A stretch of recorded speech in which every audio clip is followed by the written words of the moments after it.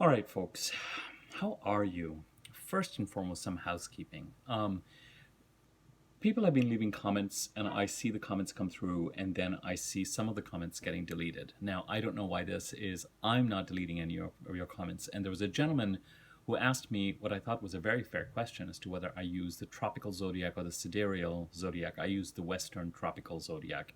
The tropical zodiac. I'm calling it Western tropical, which is a little bit redundant, but I don't use the sidereal zodiac. If what I just said, if you are not an astrology buff, and if what I just said, it was like, what did he just say? Just ignore it. We're moved on. So to the gentleman who posed that question, your question disappeared. And that's the thing that I'm trying to address here. I've answered your question. Thank you for the question. I don't know why the comment disappeared. You may have removed it feeling like it was somehow not proper. I certainly didn't feel that way. Now, if you add a URL to a comment referring me to a video, referring me to see something, I do think that what is happening is that YouTube is automatically removing those. For a while, there were hackers or something, I don't know what you would call them, that species of humanity. They were leaving comments on various YouTube videos with like timestamps or what looked like timestamps. And if someone clicked on those timestamps, who knows what would happen. Something got downloaded onto your computer or something along those lines. So I think YouTube has started to wipe out comments that have URLs in them. I don't know if it's still doing that or not. That was my only explanation, because what I noticed was if people were leaving comments with links to YouTube videos, they were getting deleted. And then maybe if YouTube artificial intelligence has identified you as someone who leaves those, it automatically started to remove some of your comments. I don't know. Bottom line is, if you're going about removing other people's comments or reporting them on my pages, please don't. I don't think anybody is doing that, but if you are, please don't. I go through all the comments on my pages eventually. And by eventually, I mean whenever I do my next video, I look at the last set of comments that was left. And if I find something offensive, I will go ahead and report it. But it's never really happened. Maybe just once or twice. So I don't, so I don't know that there's someone out there who's being overzealous on my behalf and deleting or reporting comments. I can't imagine this is the case. Irrespective, if something like that is going on, I'm going to humbly and request that you don't do that. But if you are leaving comments, just know that not everything makes it. I see the initial comment drop through because I get notified over email, but then some comments I look for and they disappear because I think, okay, I'll respond to that eventually or whatever it is. So please don't be offended. I'm not asking for anything to be deleted. There may be something that YouTube was trying out to manage a certain situation. All right, let's move on to this rather juicy and really somewhat urgent video. As I've mentioned to you, there's a whole string of videos that started when I did the Mercury in Gemini video that really took on the eclipses, the two eclipses on May 26th in Sagittarius and June the 10th on Gemini. Now, since that time, of course, we've had the full moon in Capricorn on the 24th. But as many of you know, some of the more interesting transits that have occurred during this time are of planets that have moved past Gemini into Cancer, such as Venus or Mars, opposed Pluto, and then have gotten ready to oppose Saturn. These are intense oppositions and transits. In addition, you know that the eclipses made some rather intriguing and stressful transits to Neptune and Pisces. So it hasn't been an easy time. And the last couple of weeks, even this week coming, the transits are not easy. The oppositions to Saturn are not easy. So I know I'm saying a lot in there, but what it's really boiling down to is planets came into Gemini. Venus, the Sun, Mars made their normal transits through Gemini. Well, normal enough. And I say that only because Venus played an accurate planet of love and relationships and money. Oh my God. It is still quiet in where I live in Southern California because even though the lockdown is lifted and so, animals in the neighborhood, I love birds, but really, do I have to hear dogs? I have enough on my hands hearing my cat talk to me morning, noon, and night. He's very sweet. He's a real talker.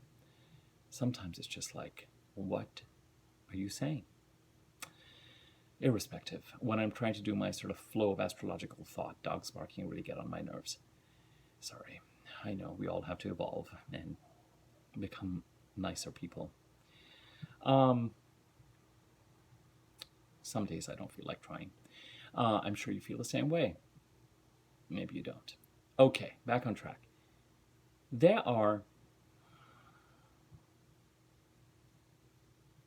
These transits sort of go hand in hand because, at the time of the lunations, the May 26th eclipse, the June 10th eclipse, the June 24th eclipse, full moon, these transits, and by these transits I mean the oppositions particularly to Saturn, even though they're occurring in Leo and are not on the Gemini-Sagittarius axis of the eclipses, they're important. The entire energy of this time is very important. It's been a rough eclipse season, as it always is.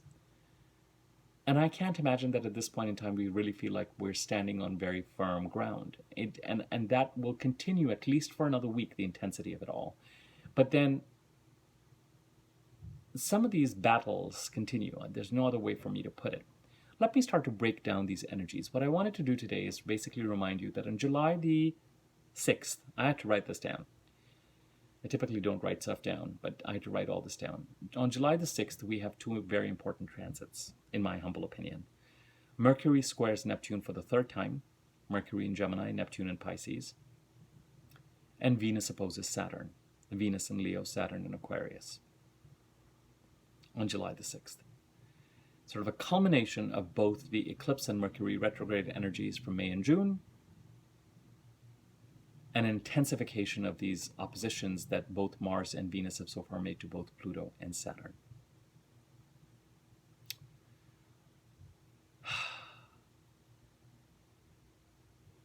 As I've mentioned to you before, a lot of the astrology boils down to boundaries being tested in some way.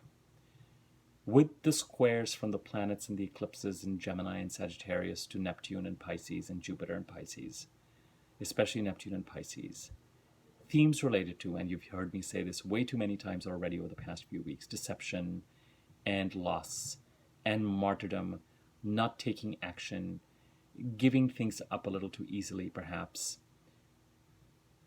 More importantly, being in the presence of people who would be happy to take if you were to give things up a little too easily.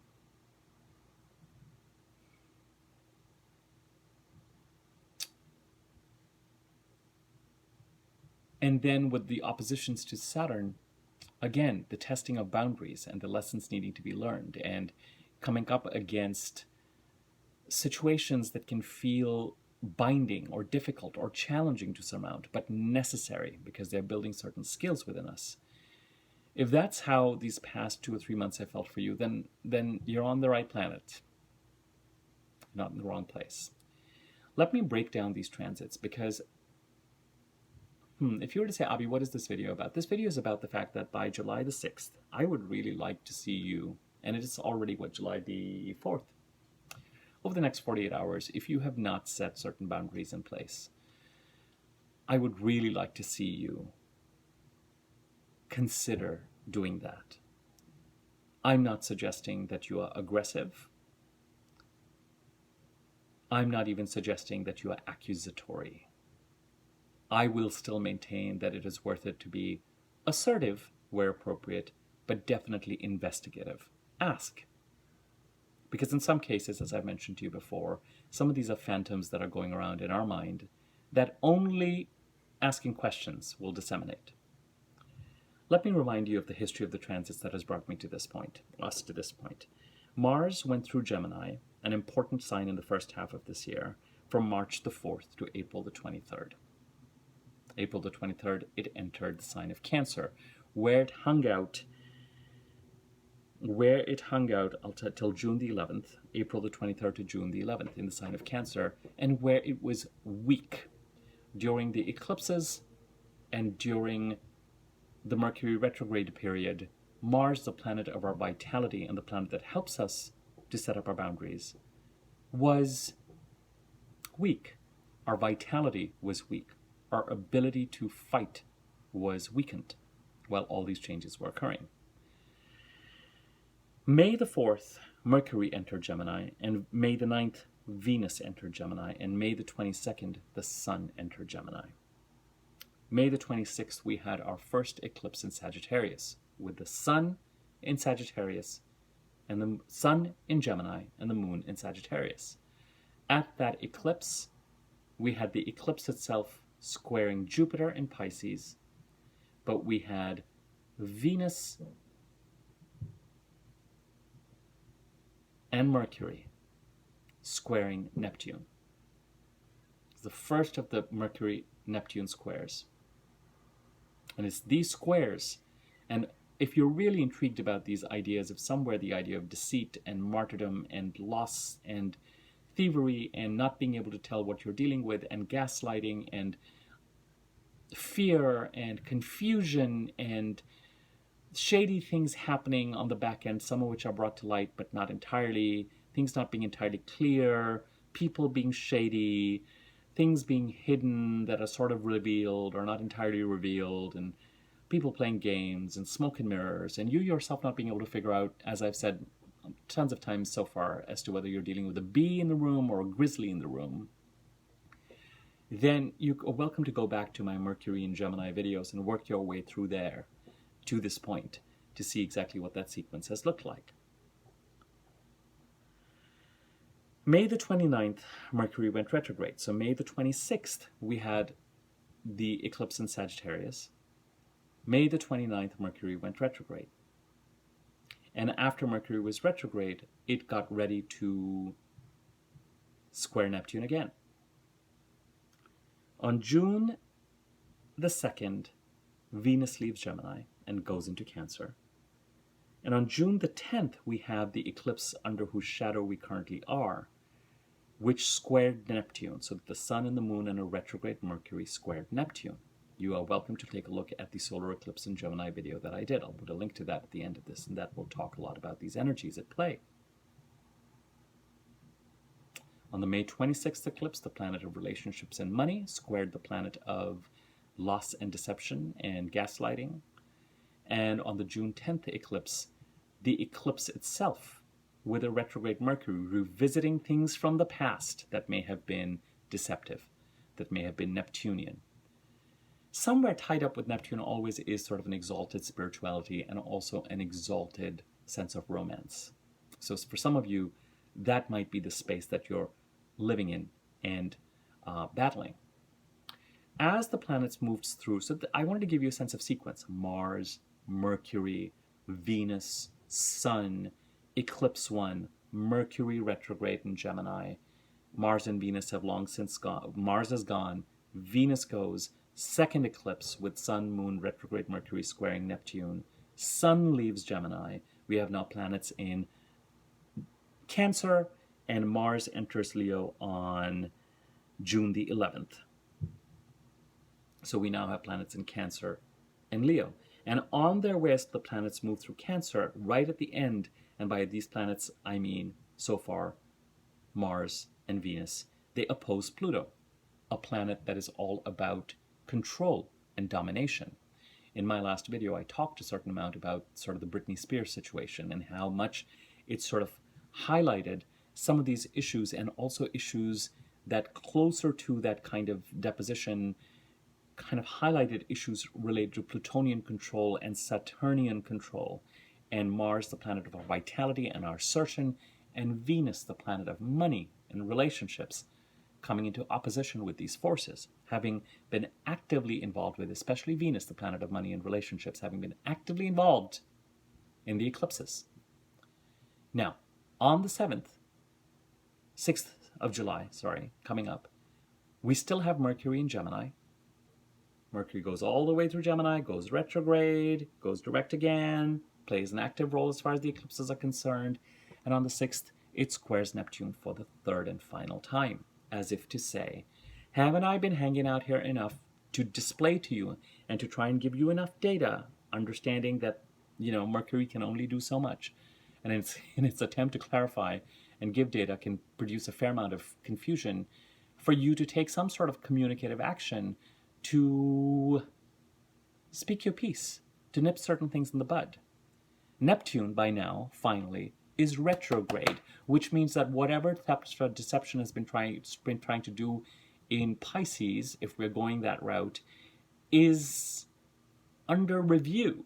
It's not been finalized. It's not been settled. So there's an importance and there's an urgency that if you've been dealing with issues or matters that have felt shady for you, then over the next 48 hours, get out there, or at least figure out exactly how you're going to deal with it. Take some sort of action. Communicate with somebody.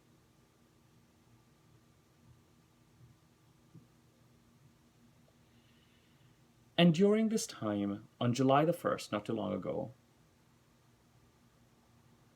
as the planets entered Leo, Mars opposes Saturn on July the 1st, and Venus opposes Saturn on July the 6th. Mars, the planet of our vitality. So this past week could not have been easy for most of us. And this coming week is not going to feel easy either. These energies really clear by the time we get to the July 9th new moon in Cancer, which is a lovely new moon. But headed to the new moon in Cancer, now this coming week, we're going to feel a little bit flat because the moon is getting smaller and smaller and smaller, a little bit depressed, a little bit flattened, a little bit like we don't have our energy. But next 48 hours, guys, get into action. And I don't know that it's necessarily time to play poker anymore as much as it is to ask questions to figure out who's cheating. Or at least say, I think there's some cheating going on. But if there isn't, okay, but let me just can I just ask a few questions? And this kind of notion, this kind of way of approaching things, like, can I just ask a few questions, is, I think, the right approach, because you certainly don't want to go about accusing people or making a situation bigger than it is just because there's a certain amount of confusion going on. What is the right way to approach getting clarity? Now, after all this crapola, there's one gorgeous transit coming up, which is that Venus and Mars conjunct each other in Leo on July the 13th.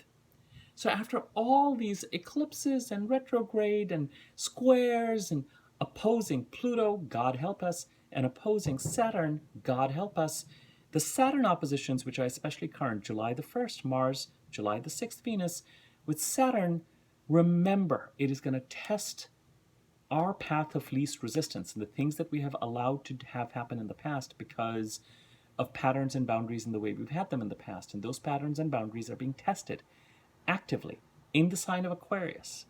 And there are 2 full moons in Aquarius that are coming up. The narrative is so clear to me.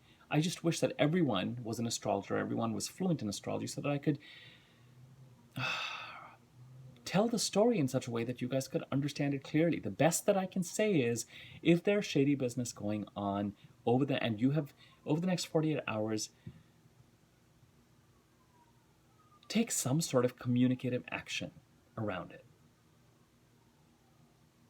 It's time to stick a finger to Neptune in Pisces and to Saturn in Aquarius. You can stick a finger to Neptune in Pisces. Neptune will still win. But you can stick a finger to Neptune in Pisces. The only way to stick a finger to Saturn is to honor Saturn. You can't ignore Saturn. And what Saturn is trying to say is, are you going to do that again?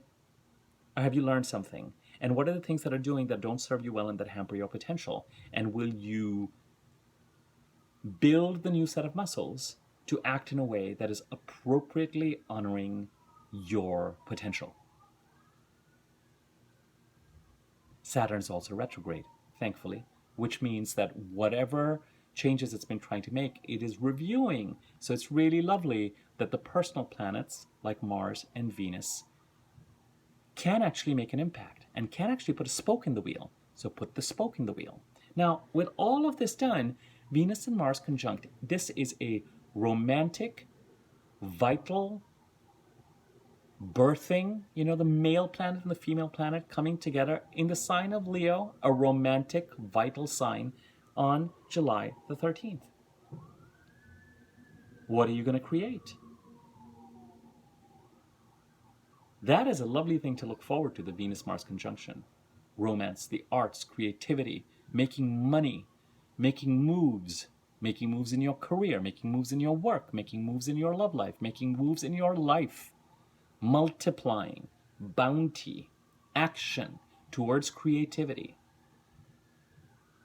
action towards what you value. But until we get there, until this new moon on the 9th happens, not only this week, but the next 48 hours, people, get off your butt. Okay? If there's a certain area of your life that you feel is romantically unclear, spiritually unclear, where you have given your power over to someone else in some way,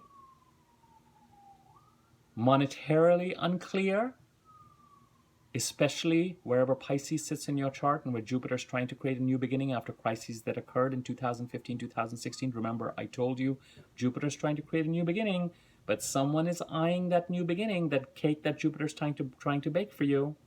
I'm going to do more on this in a separate video as far as Jupiter and Pisces is concerned.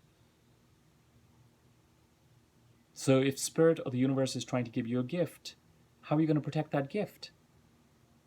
So that some shady people, especially from the past, because remember, this eclipse on June the 10th and August the 10th and the week before, week after are important.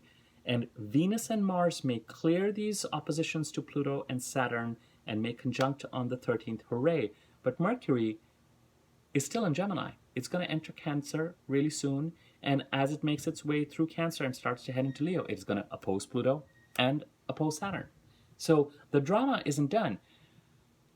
But your role in the drama, the message right now, is to light the flame at the bottom of your spine and do something with that flame over the next 2 days. Now, please, I'm speaking metaphorically, and the fireworks are starting to go off. Let's use the fireworks as a metaphor, and I'm not asking anyone to go out and do something violent or obscene.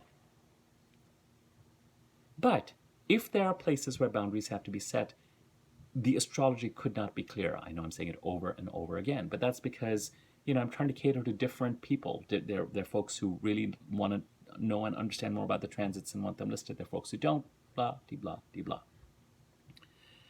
And then this Mars-Venus conjunction that is coming up is, it's a different energy, but it's coming at the end of, it's almost like, again, I've been saying this and I'm going to say it again.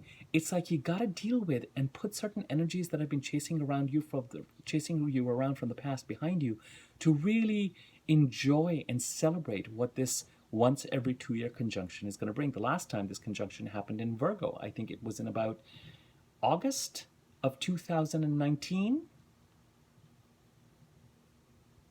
in the sign of Virgo. You can Google Mars-Venus conjunction Virgo 2019 and see what comes up. This time it's in Leo.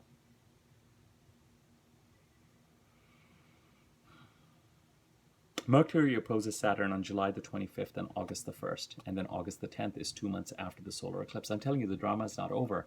But you can become a participant and enter the ring if you feel you need to by, as I said, being appropriately assertive, not aggressive, and investigative.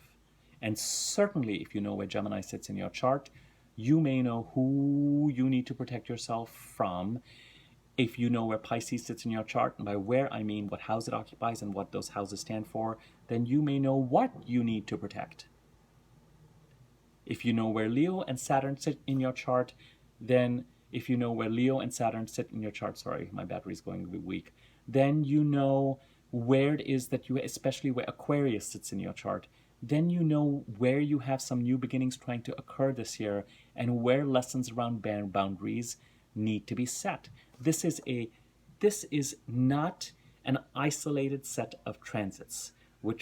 I'll tell you, as an astrologer, I'm increasingly clear about what my strengths are and what they're not. And these are not isolated transits. This is one integrated narrative. Where does Aquarius sit in your chart? This is the year of Jupiter and Saturn in Aquarius. Saturn continues to be here till March 2023. New beginnings, watch your boundaries. 2 full moons coming up. The sign of Aquarius, very important, squaring Uranus in Taurus. Separate videos being done on this. Gemini, people from the past, eyeing whatever is there in where Pisces sits in your chart. And energetically, you have got to look at where Aquarius sits in your chart and where Saturn is to say, all right, what characteristics am I going to lean into in order to draw the boundaries that I want to draw? And as you headed to July the 1st, I wouldn't be surprised if there was already a throwdown. I wouldn't be surprised if there was already a fight. I wouldn't be surprised if in some way you've already had words or close to words or feelings. Sometimes it can be an internal set of boundaries. Sometimes it can be an internal decision. I've watched this. I've seen this person. Done. And sometimes it's wise not to argue with waste your time if you can get away with just making an internal switch.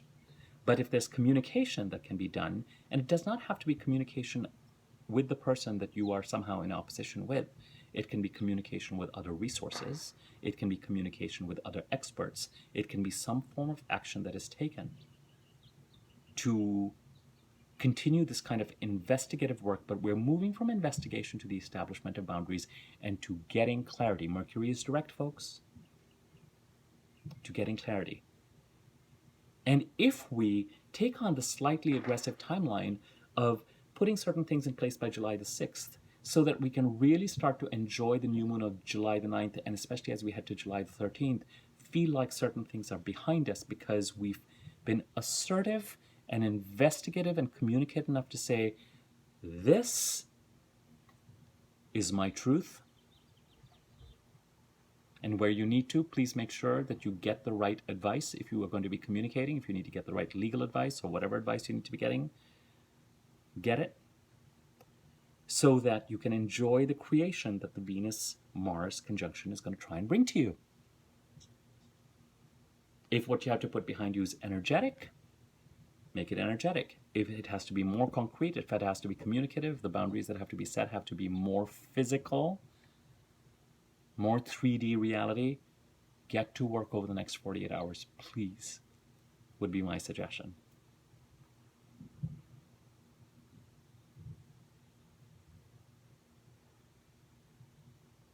Jupiter came into Pisces to create a new beginning there. You know, the battles aren't yet done because Jupiter in Aquarius this year is helping us out in Aquarius while Saturn is doing its taskmaster thing. But after Jupiter goes into Pisces again next year and creates the new beginning there, Saturn is going to come in right behind it to go, all right, what did you learn?